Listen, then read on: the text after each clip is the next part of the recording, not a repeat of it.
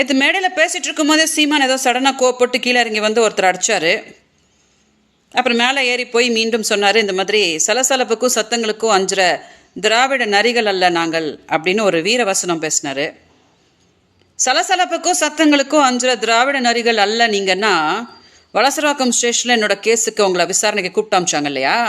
அப்போ இதே மாதிரி வீரமாக போய் அதை என்னன்னு தனியாக ஃபேஸ் பண்ணியிருந்துருக்கணும். அதை விட்டுட்டு ஆடியோ மெசேஜ் போட்டு, தம்பிங்களா நாளைக்கு அண்ணனை விசாரணைக்கு கூப்பிட்ருக்காங்க, எல்லாரும் வந்துருங்க அப்படின்னு சொன்னீங்களே, அது என்ன? அதுக்கும் இந்த வீரவசனுக்கும் செட் ஆக மாட்டேங்குது.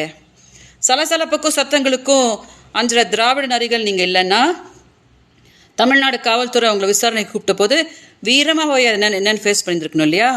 பயந்து ஓடி போய் எதுக்கு சுப்ரீம் கோர்ட்டில் ஸ்டே வாங்கிட்டு நீங்கள் இப்போ பண்ணிகிட்ருக்கீங்க?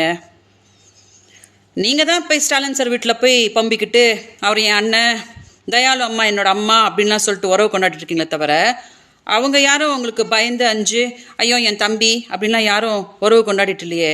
அதனால் இந்த வீரவசனம் என்ன அப்படின்னு எனக்கு புரியவே இல்லை. பார்த்துட்டு இருக்கவங்களுக்கு யாருக்காவது அந்த வீரவசனம் என்ன, அப்போ இதென்ன அப்படின்னு புரிஞ்சிச்சு அப்படின்னா எனக்கு கொஞ்சம் சொல்கிறீங்களா?